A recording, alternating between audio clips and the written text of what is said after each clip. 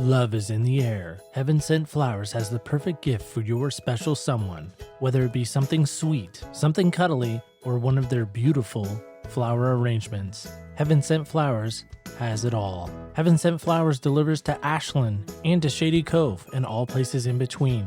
Check out their website, flowerseaglepoint.com. Like them on Facebook to see more of their arrangements under Heaven Sent Flowers, or call them at 541-826-2536 for a chance to win an elegant dozen red roses. Comment #FlowersForMe under the rose post under OPS Podcast Show under Facebook, Instagram, and Twitter to enter daily. Winner will be announced Friday, February 28th on our social medias. Heaven Sent Flowers and Gifts, where it smells heavenly.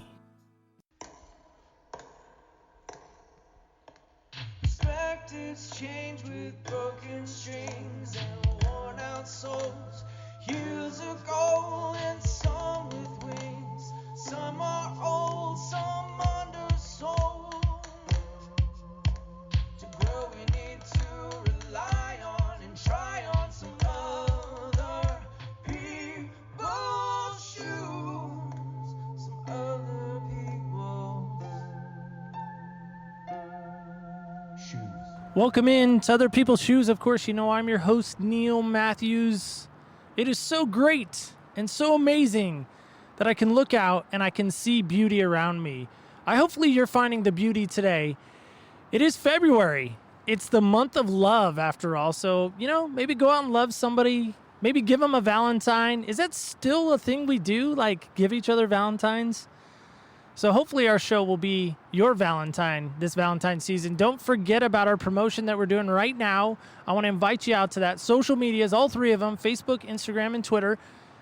We, of course, are under OPS Podcast Show. Hashtag it Flowers for Me for a chance to win an $80 value roses brought to you by your friends at Heaven Sent Flowers. So go check that out right now on your social media. Okay, maybe not right now. Listen to the episode and then go check it out. I want you to welcome in my guest today. We're super excited to have her from the great state of Texas. Go Longhorns, maybe? Oh, yes, that's painful to say. Welcome in, Jennifer. Jennifer is, of course, a podcast host, so it's always fun to have another podcast host on. She is Accidental Hope. Did I get that right, Jennifer? Yes, Accidental Hope. Awesome. And she's also a mother, so high five for that. 4 kiddos. I'll let her give the stats in just a moment. And, of course, she's a mom. She's a wife. She's just an all-around good person, right? Well, I think so. She is. So we're going to find more about her next.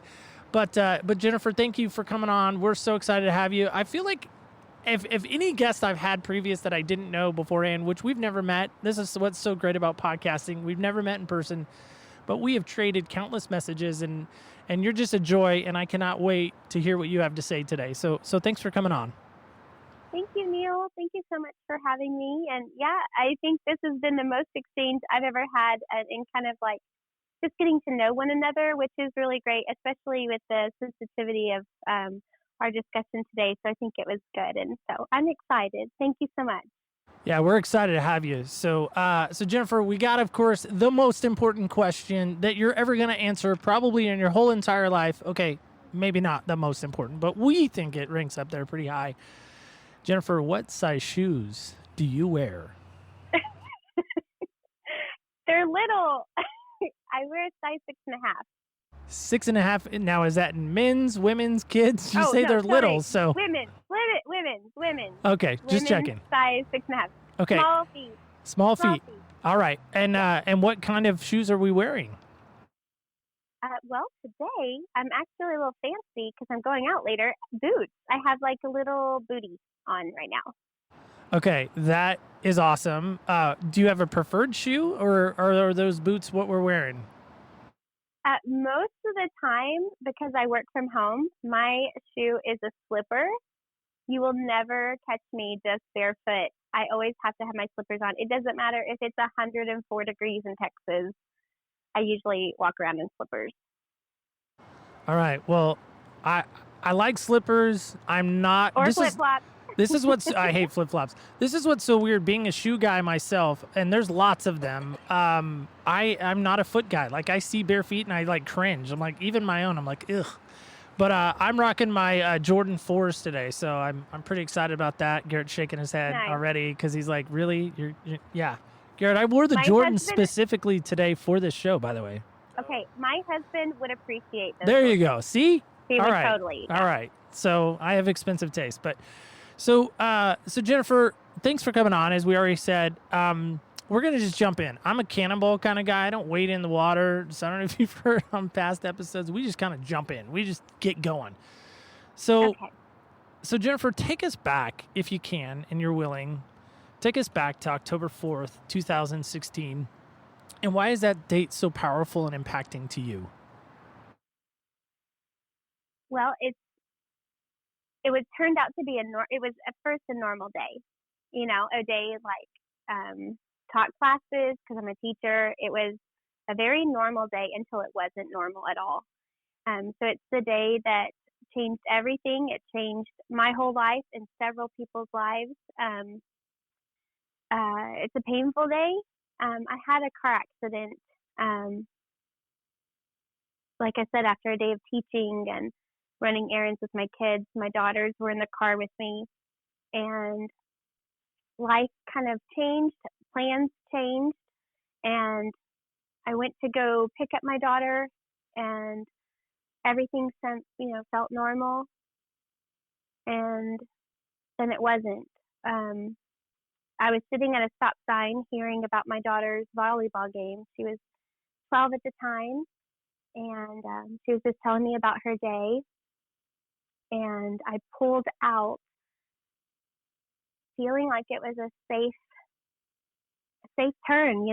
I've driven for 20 years, and I made a left-hand turn, and I did not see an approaching motorcyclist coming up over the hill to my left. And when I pulled out in front of him, he obviously didn't have enough time to stop. He had the momentum of coming over the hill, and we collided.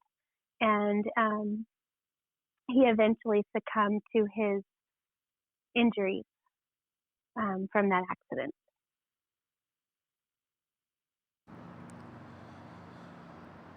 Jennifer, I know that's painful to talk about, and I know you've been no stranger to retelling the events of that day, and maybe in some respects you're very fatigued in doing so. And so first off, thank you for sharing that with our listeners and our audience. But I'm just curious of the fact that you've gone through obviously some intensive counseling and some intensiveness of those events to help kind of process through what took place. What has that process been like for you?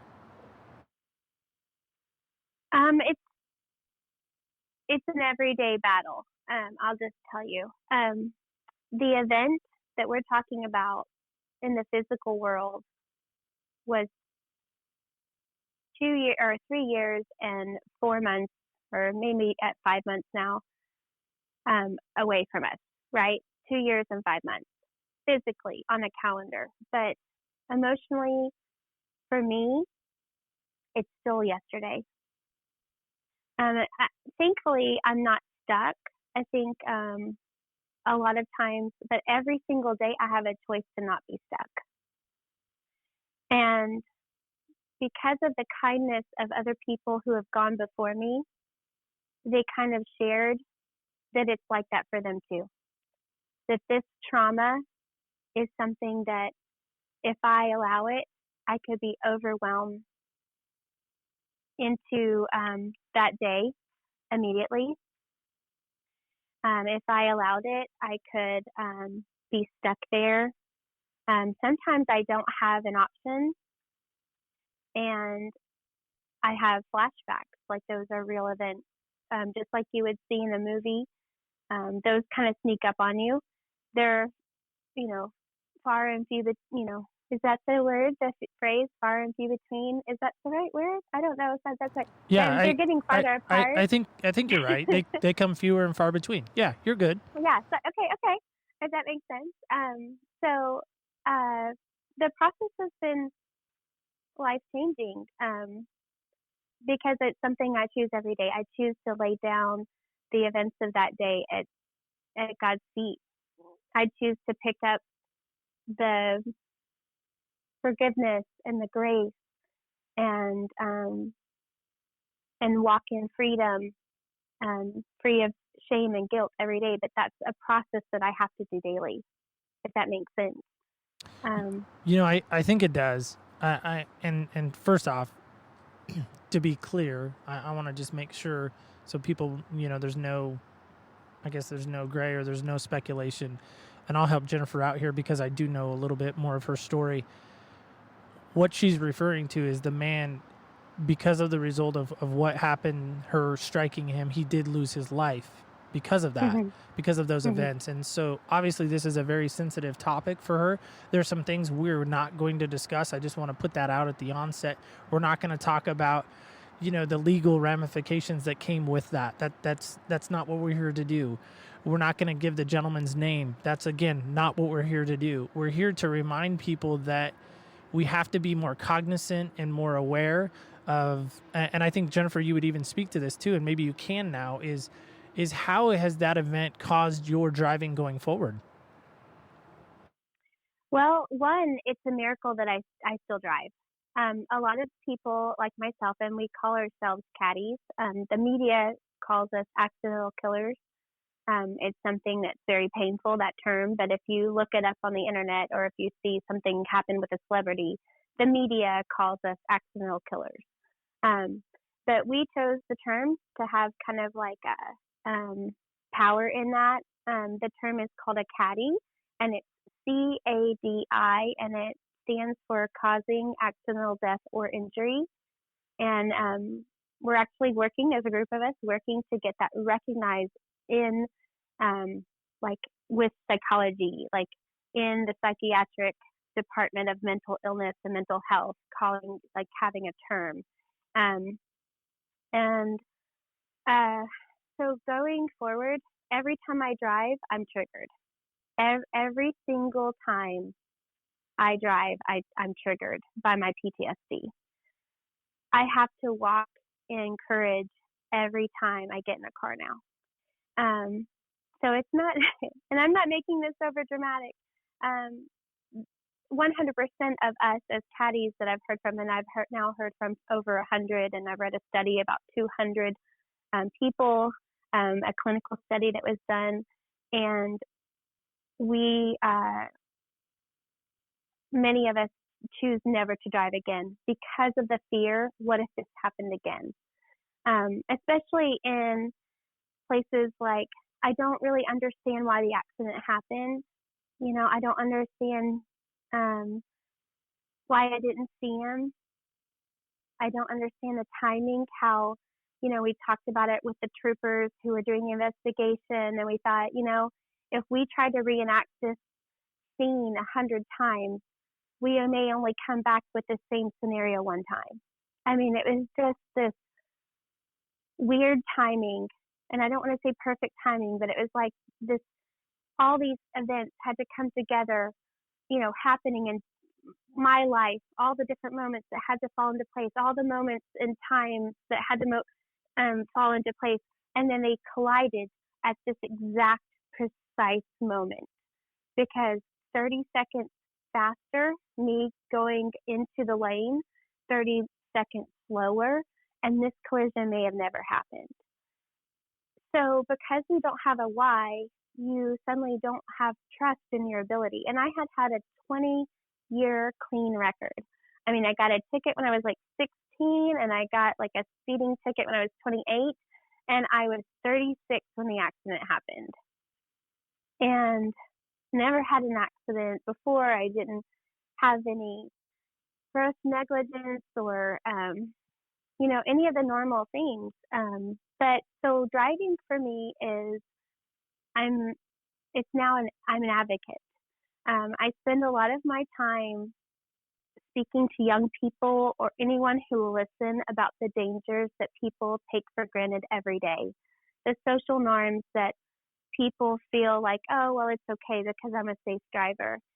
I felt like I was a very safe driver. I was very cocky. I would tease my husband all the time about, well, who's the better driver? I mean, I literally would do that to him all the time because he's had speeding tickets and he's had 4 totaled car accidents. And this happened to me. Well, again, I think it's so incredible that you've taken this event and you've turned it into something, tried to turn it into something positive by helping others, by walking in their shoes, if we're going to use our words that we use so often. But I really do. And Jennifer, I know it hasn't been easy, and I appreciate your bravery, and I appreciate your willingness to be so candid and vulnerable in a lot of respects. So thank you for that. I'm curious about this statement, which I believe you've made. So obviously correct me if I'm wrong, but you once made a statement, innocent person's blood on your hands. What led you to say that statement? Well, it's how I feel. The man that was in the accident with me, he was a father. He was a veteran. He was a son. He was a brother, a friend. And he didn't expect to pass away on that road that night. And so he was innocent in this decision. He had to react to my decision to pull out into the road. So, of course he has choices too, and I know there's other factors, but at the end of the day, it was my decision to not use extreme caution and inch past the stop sign and keep looking, and try to look beyond this tree that was kind of blocking my view of the hill. I didn't do those things that night because I felt very confident that it was just a quiet country road, and every day nothing was wrong, nothing was happening, it wasn't busy, and so I was complacent in that decision, and my complacency of feeling safe and not using my defensive driving caution, treating it like a busy intersection, cost him his life, and he didn't deserve that. So I felt like when I made that statement, that's how I felt, that I had, I also, the physical part of helping assist with his resuscitation. And there was a literal part of that and a physical part of that, that I was there. My hands were dirty. My hands were in it, trying to help him. And then also just the weight of it that he died as a result of my decision. When I heard you make that statement, something jumped into my head immediately, and I want to be clear on this because it could sound really bad. So I want to be really clear on this. By no means am I elevating Jennifer to a level that she is not worthy of, and nor am I worthy of, or nor is really any person worthy of. But Jennifer, when you made that statement, I could not help, in my mind's eye, picture Jesus on the cross, the blood that he shed for not only you, but for me, but even for this gentleman. That's innocent blood on his hands. He was innocent of every crime. We know that. You know that. I know that. Mm-hmm. And when you made that statement, I just thought, what a picture of what faith looks like in real life.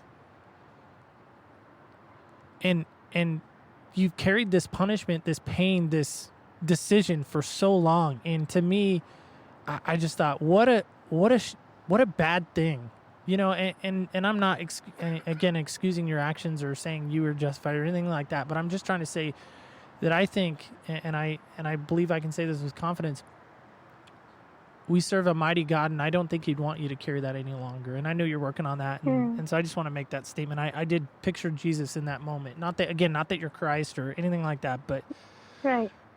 But I'm also curious about this, if I can jump in. Yeah. Now, I know there's some legal ramifications and things like that. And again, we're not talking about that. So if you're wondering about that, you're probably going to want to shut this off because we're not going to talk about that. But I am curious Well, about I mean, this. I can say something. Yeah, Okay, I go mean, ahead. I can say, yeah. Well, I mean, I can tell you that, you know, even when, okay, so I'll give you the technical. So the technical is there has to be a full investigation whenever there's a fatality, you know, so, and that's any fatality, any fatality. When you have a car accident, you know, the police come out and they're assessing, you know, kind of looking, oh, okay, well, who hit who? When there's a fatality, it goes from just a regular accident to suddenly an investigation that's a criminal investigation. They have to rule out everything. They have to be thorough, check your phone records. I had to comply with all the things. They had to make sure that they did their due diligence for this family every single time. So for me, I just did not yield the right of way. I mean, if we're going to get technical, I did not yield the right of way. And that sounds very like a not a big deal. How many people can be like, oh, I didn't yield the right of way. Oh, that was a close call. Oh my gosh, that was such a close call. Oh my gosh, I didn't see that it turned red. Okay, so all those little things. But the moment that there's a fatality, it becomes something very serious. And so then we're talking manslaughter. We're talking a criminal investigation. So 1 minute I'm a normal middle school math teacher. You know, I know you're talking about an identity. You know, I was you know, mom and wife and teacher and the lady you sit next to at church and, you know, volunteer, soccer mom, whatever you want to call me and label me and see me as. To the next minute, I'm having to think about a um, a criminal defense lawyer. I'm having to think about hiring that lawyer. I'm thinking about my innocence, my freedom, what that means to us financially, in the big picture. How can my insurance help that family? There was like this whole process, and I had to wait for my investigation to be finished. I had to hire that lawyer. I sold everything. My family and I sold everything to pay for that, which is fine. And then we went to grand jury, and the grand jury would decide whether or not to indict. So that's why I also try to caution people when you are making those decisions when you're driving, if you're distracted in any way, if you're sleepy, if you're angry, if you are emotional, if you are thinking about what to buy at the grocery store and you're daydreaming, okay, any of those things in a split second while you're driving your car can take you from a normal person, you know,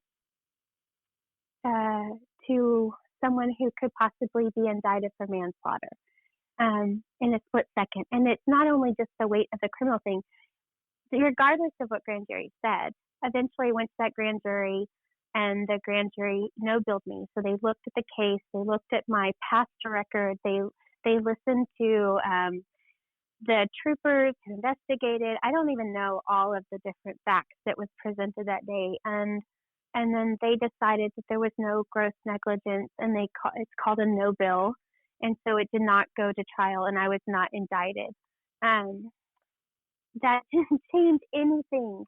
I mean, it did, because I felt, you know, relief for my mom and my family, because they were worried that their mom might go to prison.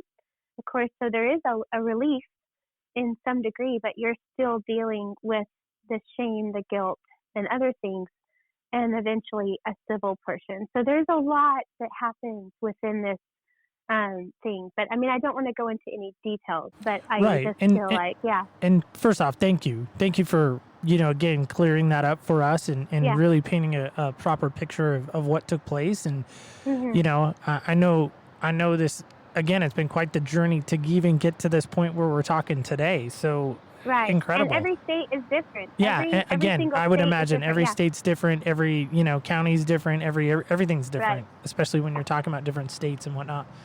So I'm Mm-hmm. curious, And though. different laws. Yeah, I'm curious, Jennifer, if you had an opportunity, and I know legal reasons and all this other stuff, maybe you're not permitted to, and that's okay. But I'm curious, if you had an opportunity, you mentioned his kids, you mentioned the gentleman had, I believe he had 2 daughters and a son. What would you say to them if you had an opportunity? Um, okay, hold on. Um, Take your moments. It's so okay. I know that's yeah, a tough yeah. question. It's, I'm prepared, and I'm glad. Okay. I'll tell you like the technical issue. I have, uh, within moments or like days of the accident, I wrote a letter to give to victim services and a card for his children. A sorry for your loss. I don't know if it ever got to them. Of course, my lawyer was very upset that I did that. um, a lot of people don't know that you're not allowed legally.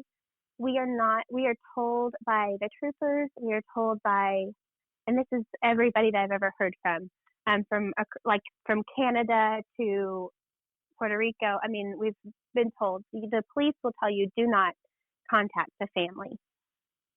You're advised that. Um, and you want to. I mean, your heart is bleeding out. If you have any kind of soul at all, you want to tell them how you're feeling, that your condolences, and then you have some space between it. And here is where I sit now. I would never want to assault them with my presence. Like, even when I see the date, October 4th, just the date of it kind of takes my breath away. I can imagine in their grief, my name might take their breath away because I'm associated with the most painful thing that they've been through. I would never want to afflict any more pain onto them, if that makes sense, just to make me feel better.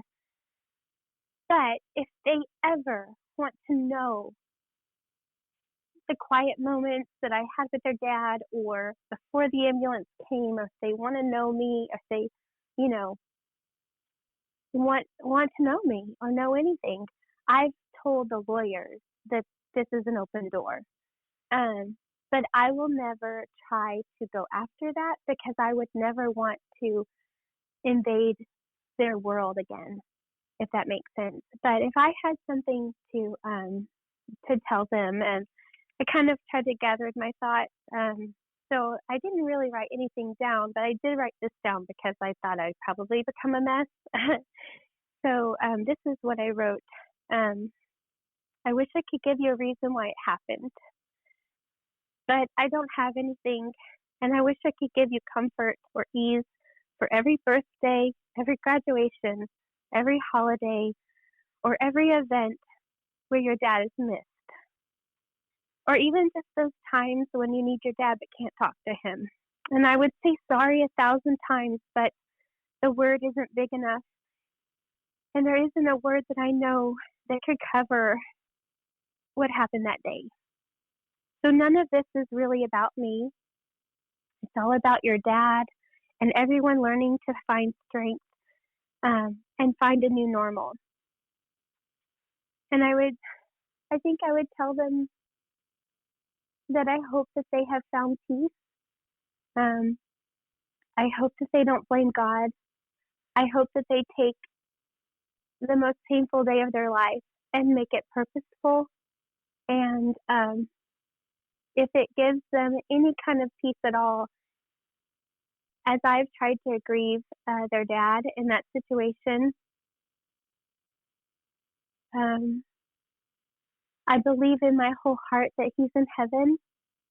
Um, and I'm so grateful for that. Um, so I would just say sorry, and that I hope you are well. I hope that you are carrying on and carrying on his legacy, and that you have made peace to some degree. That it has not, that they are not stuck in their grief.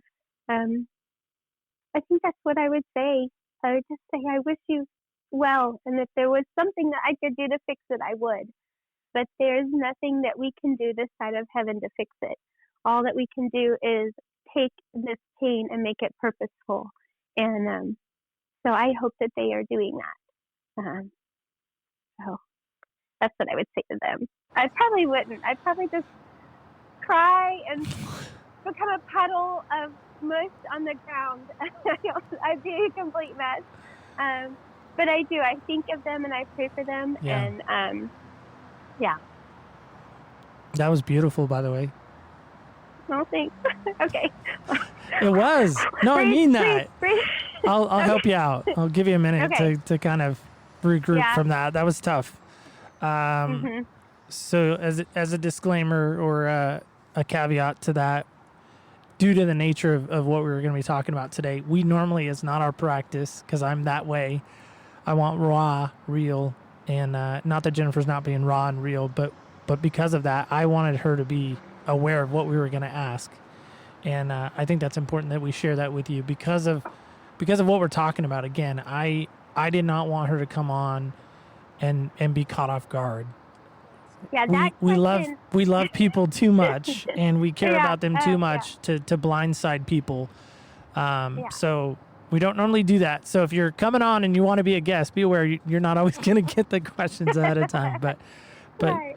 we like Jennifer and we really want to show her some love and respect. So we did that for her. So Jennifer, a couple more things if you're willing. So you talk about getting that opportunity to speak to them again. And to me, that's, again, very powerful, very just special. And thanks for sharing that. What's worth holding on to and what's really worth letting go of? There's been a lot of lessons through this thing. I mean, we could literally just sit about the different lessons. I mean, anywhere from miracles, God using you when you are broken. The things that I am holding on to are, I know that maybe you're praying for me for the peace and to not be so burdened, but in some places it's a sacred space. It's scary to let go of something that's sacred. And I feel like, some of the most important moments of a person's life is their birth and, their death. And I was there. So there's a lot of things that I hold on to because they're very special. That is a sacred thing to be with someone during that. And so I hold on to my family. They are just so precious to me. My husband was so steadfast and strong when I couldn't be, especially the first probably 6 to 8 weeks when I was very, very deep into a very scary depression. Those first 8 weeks were very dark for me personally. And so my husband carried on and took care of all of us, including myself. So I'm forever grateful for that. I hold on to that. I hold on to how precious every day is. Every day that you get on this earth to do something good is so precious. And, we can't question the sovereignty of God, of, how he decides what he decides and truly just the enemy and who he attacks. And, but God will use it for, his glory if we love him and we let him.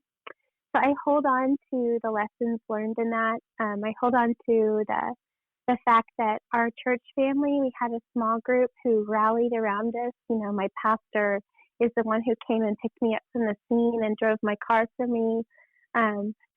People just taking care of us and not judging us. The things I've tried to let go, and like I said, it's like it's a daily. Sometimes it used to be like minute to minute, but sometimes, there's still going to be times where things come up, and I have to remember that I got to let go of the shame, because shame will destroy you. It'll cause you to hide. It'll cause you to isolate. And then once you do that, you're prey for the enemy. I've learned to let go of the guilt, to remember that I'm human and to err is human. And I have to remind myself that like that day I made a mistake and I'm human, and then I can go, okay, to err is human. So Jennifer, you made a mistake that day. And that's, so that kind of goes, okay, carry on, today is a new day. Um, so those things I'm trying to let go. Uh, I think, those are, I mean, there's probably 100 things that I could tell Sure. you. I mean, my mind is kind of going That's blank, okay. It's okay. but mainly You're, like, you're doing because great. this is my family. Okay. You're, 'Cause, you're, like, you're doing yeah. great. Fantastic. Okay, thanks. I love it. All right. All right. Because right in this traumatic event, it's so hard not to hold on to something. I want to share a story with you if I can. It's about Yeah. me. It's about me. Not that it's about me right now, because it's not about me. It's really about you. But I was on staff at a church, and we were doing the work party. You've probably been a part of those.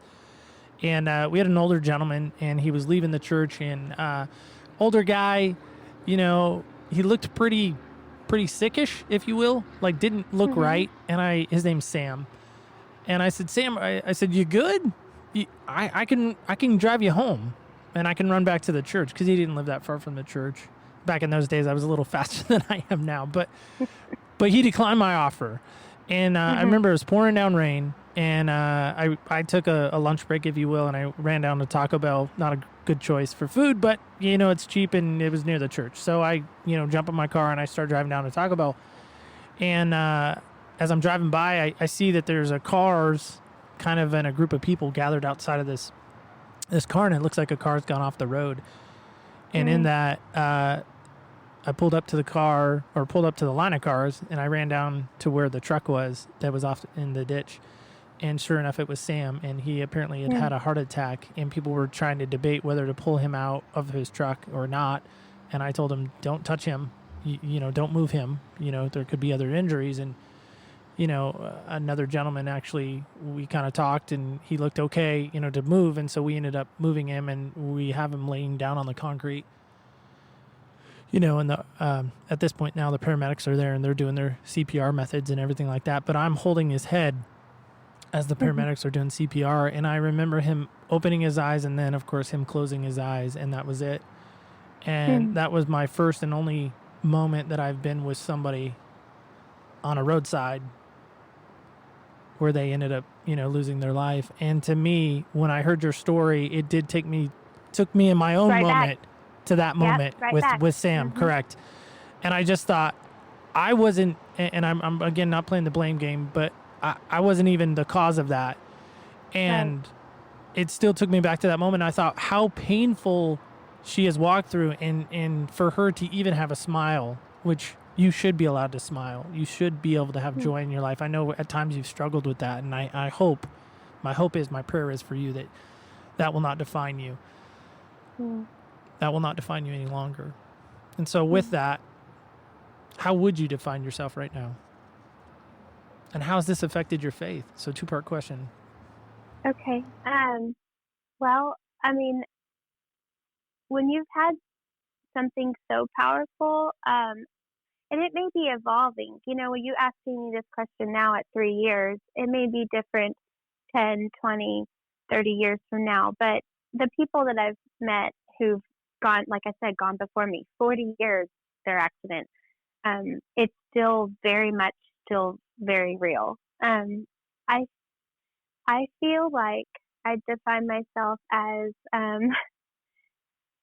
a normal girl that loves Jesus with many experiences and opportunities for faith throughout my lifetime. This isn't an isolated event, but it certainly has been the most powerful, the most where it affected every part of faith. I mean, there was a time when I was really angry with God. There was a time where I couldn't read my Bible and connect through prayer like I used to. Um, I had to really wrestle with my faith. I had to wrestle with the goodness of God. And ultimately, thankfully, I realized in that I kept seeing and feeling God despite my disconnectedness. And that's really amazing where I'm like, Lord, no, I'm mad at you, but then you answered that prayer, or I'm just so angry with you, but I kept talking to him. So I'm really still praying, even though I'm angry and disconnected and I can't get in the word. I can't even focus on scripture. I can't recall anything. I didn't feel any of the things that I had believed my whole life. In 36 years, I had believed. I didn't, but it was still there. Like, whether it was just, being provided food for my family when we had no money for food, or, um, the grand jury seeing and hearing my case before the end of the year, or, um, God putting me in front of people who had been down this road before, and to where they could, you know, check in on me and know what I was feeling, and talk to my husband and say, hey, look out for this. So there were miracles and answered prayers everywhere. So it's very much who I am now. There is a me before the accident, and there is a me after. And, but I'm still me, but I'm new, and I'm different, and I'm changed. And that doesn't always have to be bad. I've made peace with the new me. There's things I don't like about the new me, but there's a lot of things that I do like. I like the fact that I really don't hold on to any negative energy. I can't, because my heart is so, I feel so fragile. Like, I really thought for a long time I'd die of a broken heart. I really thought I would. Um, Several times I've gone to the doctor and they're like, are you sure my heart's okay? And they're like, your heart sounds fine. I'm like, because it feels different. So I know that it aids me in some ways. But so it still defines me, but it's not, it's like a part of me. I don't even know how to explain it. It's a part of who I am, just like the fact that I have blonde hair. But the greatest thing is that my identity, I know, is the things that last forever. Like, I can't be identified by like this woman who's a good driver, or, the fact that I'm a wife and a mom. Those are things, those are parts of me, but really my identity is in Christ, that I am a daughter of a king. I am forgiven despite my sin, that I've done the worst that anyone can possibly imagine. Like, I'm the person who caused someone else's death. I can't deny that. Like, I caused it. My actions caused it unintentionally, but they did. Ultimately, that responsibility still comes on me. And I still know that I'm forgiven. I still know that I can walk in freedom, that I'm still loved by God, that He has still called me to do things in this life, because He didn't take my life that day. So the day until He takes my life, I'm going to continue to serve Him. So, I mean, there's things that are, I'm a Cadi. I'm a Cadi, but I'm a wife and I'm a mother, and I'm a Jesus follower. I'm a believer. So that's how I would describe me. And then I think I answered your second part about how it's affected my faith. You did. My faith is stronger. It's resolute. You did fantastic And, answering that one, by yeah. the way. I really liked it. Yeah. Yeah. Yeah. Yeah. So Garrett's going to be mad at me, so brace yourself. Oh, no? Okay. He's not on air like we talked about pre-show, but if you got a moment to talk with the gentleman in that moment, what would you say to him? I'm so sorry, and I'm here. I think I'd tell him I'm here. I'm here. That he's not alone. I did talk with him. I prayed over him, asked him to fight.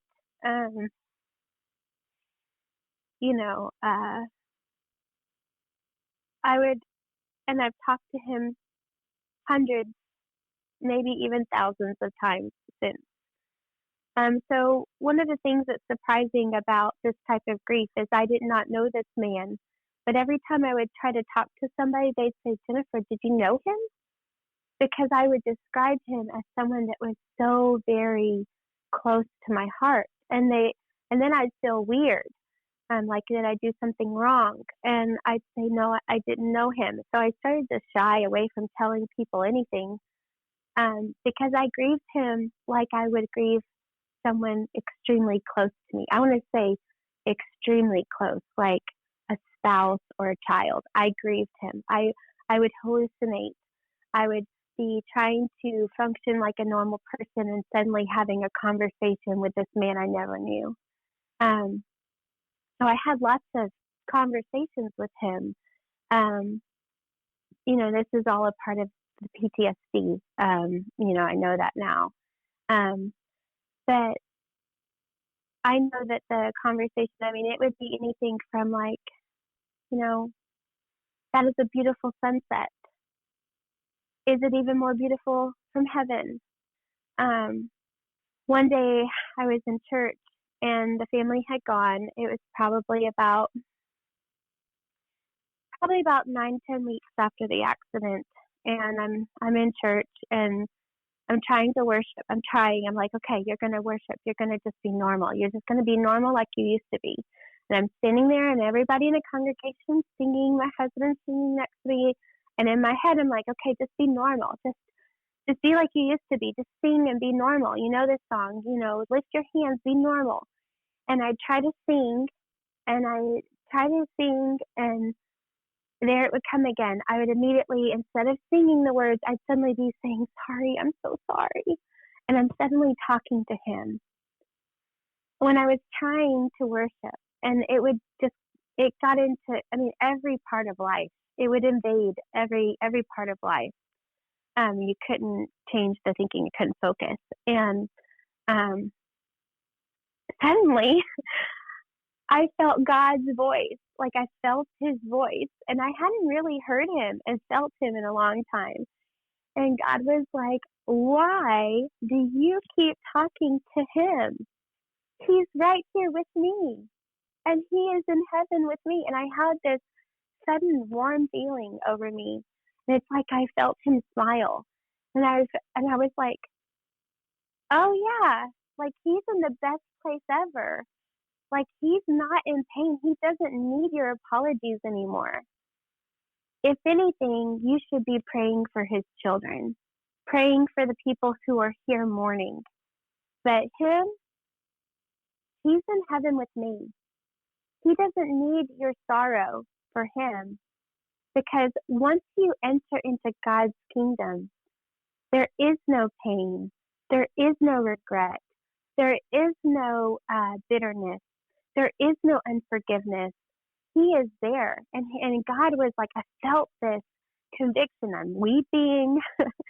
and then I'm like kind of laughing at the fact that I kept talking to him like it was better on earth than it is in heaven. Like, I'm so sorry you're missing out on earth.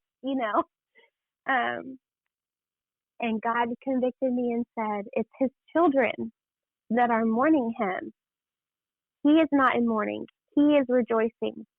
It's his children. And I realized then that I needed to change the mindset. That was like kind of the beginning of taking that event, going back to my therapist the next session and saying, this is what happened. What do you think about this?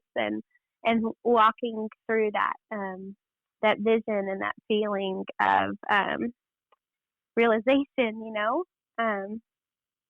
But I talk to him all the time. What a I talk to him all the time. what a powerful moment in worship that must have been for you. I too, my hands up, I struggle with worship, and I have not had this traumatic event happen to me. My struggle is probably much like yours, and maybe much like some of the other people out here, is I just feel unworthy to be in worship at times. Just unworthy even to be in the presence of God. It's just it's a struggle of mine. Low self-esteem, whatever it may be. So I found something, and I'm going to actually turn it over to Garrett right now. Garrett's going to read something for you that I found, and this is my prayer for you. So, and then I want to give you the last word. So this is my last word before we wrap up this show. But I want Garrett to share this with you, Garrett. This is your reminder that you in your skin, in your natural state, and simply being are enough. You don't have to shape or change. You don't have to be perfect, pushing away every mistake and blemish and bruise. You don't have to beat yourself up for mistakes of the past, for the times you lost your way, for the way you doubt, even when you know doubt is filled with lies. You are enough. No, thank you. Jennifer, I share that with you because I came across that this last week as we were preparing, and I just thought, man, she needed this. She needs this. And again, we don't know each other personally. We've never met. We've never shook hands. We've never shared a prayer or a cup of coffee together. But when I read over that, I thought, I wonder if this is her. I wonder if she really, truly feels enough. And I hope she does. I hope she really walks away feeling enough. And because you really are. We all are. But you especially. And so, Jennifer, I want to give you an opportunity right now. Tell us what's going on in your world with your show, and how can people listen and all that fun stuff. Yeah. And, please just thank you. And if my words or my story has hurt anyone, I ask for your, forgiveness and ask the Lord to just give you some compassion or see this whole event. And it's an emotionally stirring story. So I just pray that it didn't trigger anyone or affect them, wrongly, if they have to wrestle with it. But if you do need to reach out, you are welcome to reach out to me and I can talk to you. If you've had an accident like mine and you're thinking, oh my gosh, you know what this feels like? Yes, I do. And there are thousands of us across the world and there's so little resources. So if you want to see what I'm doing, my show is called Accidental Hope and you can find it on iTunes or Google Play. And it is designed to be a place to build community and find healing through serious accidents, because you and I just talked about being at that roadside one time. So my heart is even for first responders who do this over and over again, the law enforcement, the drivers, the victims' families. So my heart is to reach out and share both sides of the stories, how people come together to take one of the most painful events of their life. I mean, car accidents are a modern day tragedy. And there's 40,000 people affected every year. And, there's very few resources talking about the effects of it. I hear every week, I hear from someone, whether there's a fatality or even just a serious injury or not even a serious injury, the effects of the guilt and the shame and the being able to trust themselves and trust the Lord, or why this would be a part of their purpose. So Accidental Hope, you can find us on Facebook, you can find us on Instagram, and of course listen to the show. There's lots of resources. I try to do everything from a faith perspective, and I try to share all sides of this table, not just my side, not just the Cadi's viewpoint, but even from the families who have lost a loved one, to the law enforcement, to the first responders, to people who, like EMDR, a counselor came on and talked about how to find the right counselor with PTSD experience. So I'm really trying to build a resource for people. And I talk to people about safe driving practices and what's considered distracted driving, the things that people don't really talk about outside of obviously being under the influence and cell phones. There's a long list of other distractions that I'm happy to talk with anyone about. And then I have a little blog if you want to read more of the things that are on my heart and how I share. And that's called, almost went blank, mybeautifully.broken.com. And I blog occasionally about all kinds of topics, from teaching to marriage to motherhood. And of course, my voice as a Cadi. So. And we, of course, will link all that in our show notes. So please check that out and check out what Jennifer's doing. Of course, the best podcast you've ever been on is which one? Can I say this one? I haven't heard the episode yet. Besides your own, right? It's this one, right? Other People's Shoes has been your favorite podcast, of course. You know what? I'm really excited for the work you're doing. I think that's really very wonderful. Kind. That's very kind. And especially about becoming a nonprofit. I'd love to learn from you. And I think anytime we take a second to think of it, one of the best books I've ever read is called see how Jesus sees.